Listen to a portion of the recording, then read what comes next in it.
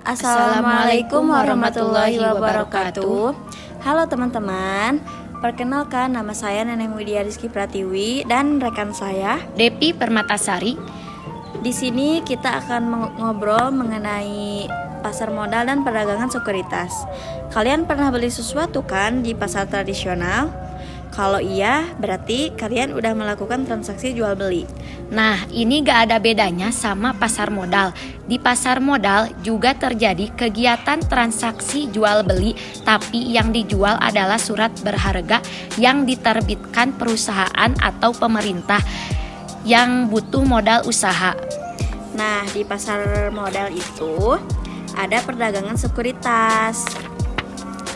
Apakah kalian pernah mendengar tentang perdagangan sekuritas? Jika belum, perdagangan sekuritas atau dalam istilah bahasa Inggris disebut security, suatu surat berharga yang bernilai serta dapat diperdagangkan. Sekuritas dikategorikan sebagai hutang dan ekuitas seperti obligasi dan saham. Perusahaan ataupun lembaga yang menerbitkan sekuritas disebut penerbit. Nah, kan kalau kita mau menjual sekuritas, berarti kita harus punya sekuritas terlebih dahulu dong. Nah, aku mau tanya nih, bagaimana sekuritas itu diterbitkan? Nah, tujuan perusahaan menerbitkan sekuritas adalah dalam upaya menambah modal untuk membiayai proyek atau investasinya. Terdapat dua jenis penerbitan saham biasa di pasar perdana. Yang ke-1, penawaran saham perdana atau IPO. Itu adalah langkah yang paling pertama. Maka langkah yang kedua, penawaran lanjutan atau season offering. Itu adalah langkah opsional jika sudah menerbitkan ke publik, tapi kita masih butuh dana lagi. Proses IPO yang pertama adalah book building atau memeriksa minat masyarakat terhadap perusahaan. Kemudian, Bangkir Investasi mengelola penerbitan surat berharga baru kepada masyarakat. Pertunjukan jalan ini melayani dua tujuan. Pertama, mereka membangkitkan minat antara calon investor dan memberikan informasi tentang penawarannya. Kedua, mereka menyediakan informasi kepada perusahaan penerbit dan penjamin emisi tentang harga di mana mereka akan melakukannya memasarkan sekuritas. Investor besar mengkomunikasikan minat mereka untuk membeli saham IPO kepada penjamin emisi indikasi minat ini. Disebut buku dan proses pemungutan suara calon investor disebut book building. Buku ini bermanfaat untuk informasi ke perusahaan penerbit karena investor institusi seringkali akan berguna wawasan tentang permintaan pasar untuk sekuritas serta prospek perusahaan dan pesaingnya. Kemudian setelah sekuritas diterbitkan, maka boleh diperdagangkan. Nah, diperdagangkan itu di pasar sekunder yang merupakan bursa sekuritas terorganisasi. Misalnya kalau di Indonesia ada organisasi Bursa Efek Indonesia atau BEI di Jakarta Stock Exchange. Bisa juga diperdagangkan di luar bursa, di mana kebanyakan transaksi di luar bursa itu dilakukan dengan cara negosiasi langsung dengan para investor.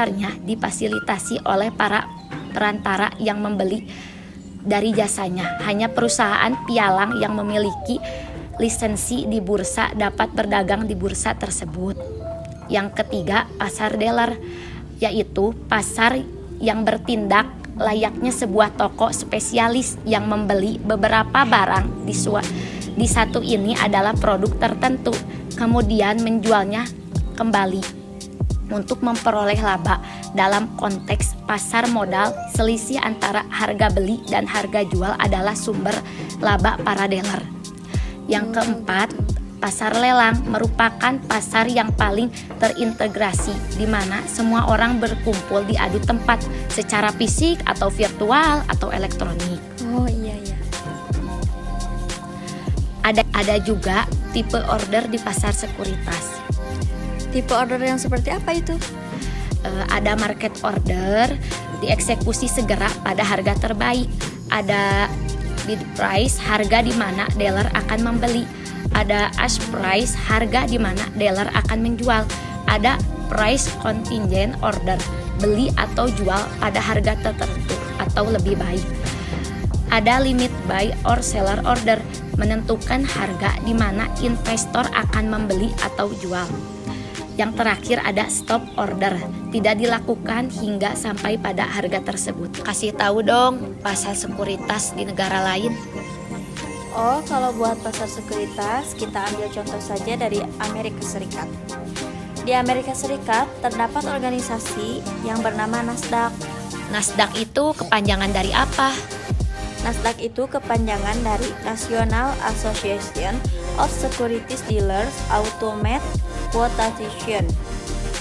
Pada awalnya merupakan pasar dealer di mana jejaring dealer saling bernegosiasi secara langsung dalam perdagangan sekuritas, dan NYSE pada dasarnya merupakan pasar spesialis. Seiring berjalannya waktu, kedua bursa ini telah meningkatkan komitmennya secara dramatis menuju perdagangan elektronik otomatis. Dan kini hampir semua perdagangan sekuritas di seluruh dunia menggunakan sistem elektronik.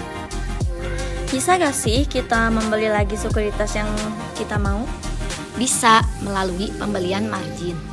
Pembelian margin secara gampangnya itu adalah mekanisme di mana kita boleh membeli lagi sekuritas yang kita inginkan pada saat kita kekurangan modal. Caranya dengan meminjam dana dari pialang sekuritas, tempat ia menggunakan jasa pialang tersebut untuk bisa berdagang sekuritas. Jika modal sendiri dalam akun margin lebih rendah daripada batas margin yang disyaratkan, maka investor akan terkena margin call, diminta untuk segera menambah dananya sebagai jaminan di mata perusahaan pialang. Ada perusahaan pialang yang sejak awal menekankan kebijakan batas margin yang harus dijaga, misalnya 30% sampai tiba saatnya investor harus menambah margin. Karena harga saham yang dibelinya dengan margin terus-terusan, biasanya mekanisme ini dihitung sendiri oleh masing-masing investor. Nah, untuk pembahasan selanjutnya yaitu tentang short sale. Short sale itu apa sih?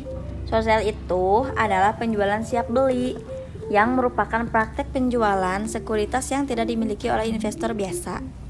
Pelaku transaksi ini akan meminjam saham atau sekuritas yang dimiliki oleh pialang ataupun broker saham atau sekuritas dan akan diminta untuk menutup posisi tersebut kapan saja diperlukan.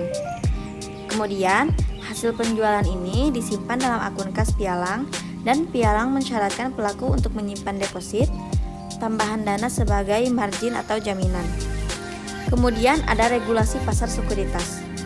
Nah, perdagangan sekuritas di Amerika Serikat saat ini diatur oleh Securities and Exchange Commission atau SEC. Jika di Indonesia diatur dan diawasi juga oleh OJK dan Bapepam.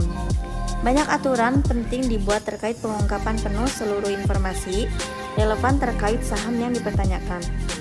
Aturan perdagangan orang dalam atau insider trading juga melarang upaya dari para trader sekuritas untuk memanfaatkan informasi yang didapatkannya dari orang dalam perusahaan untuk dapat memperoleh laba yang tak normal.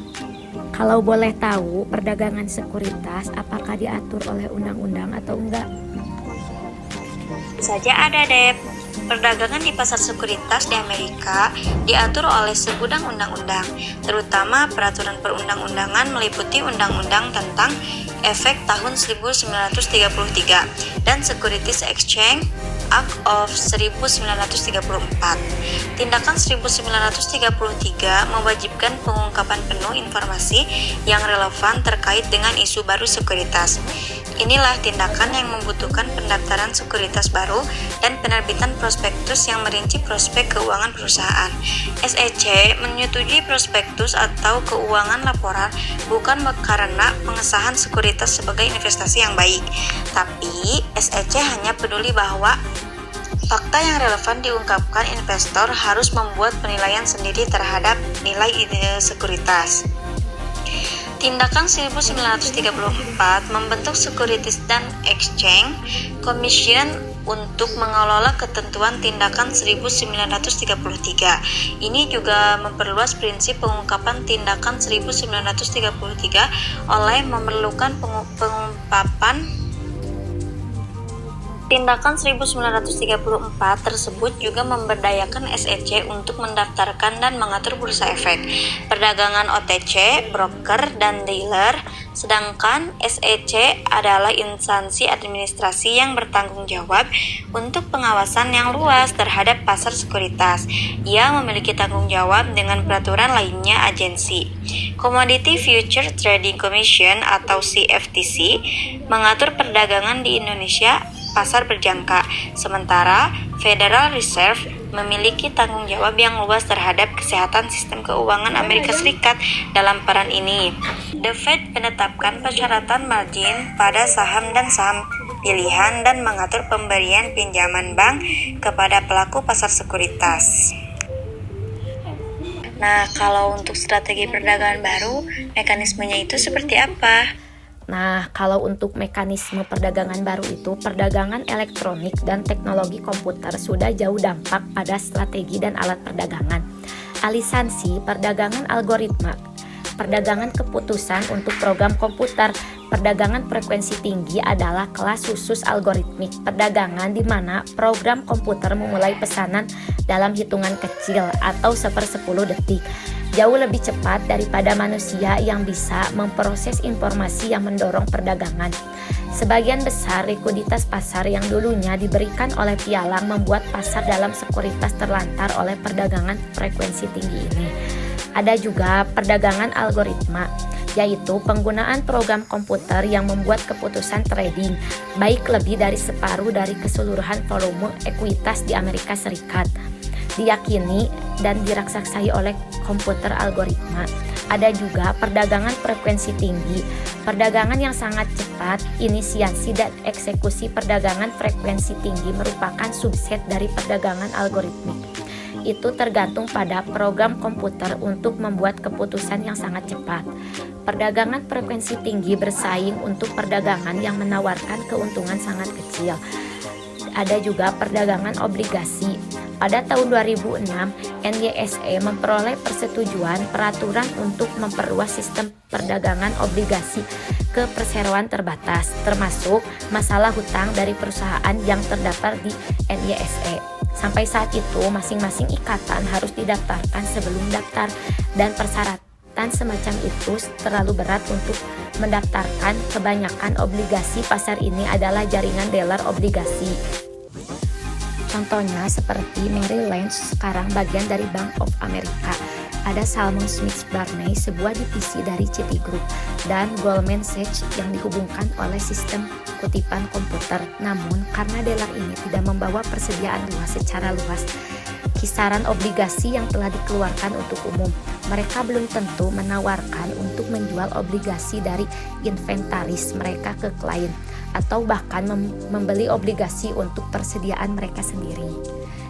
Mungkin itu untuk Jadi teman-teman, pembahasan sebelumnya tentang bagaimana perusahaan mengeluarkan surat berharga, kemudian bagaimana perdagangan sekuritas dan penerbitan sekuritas, kemudian pembelian margin dan short selling.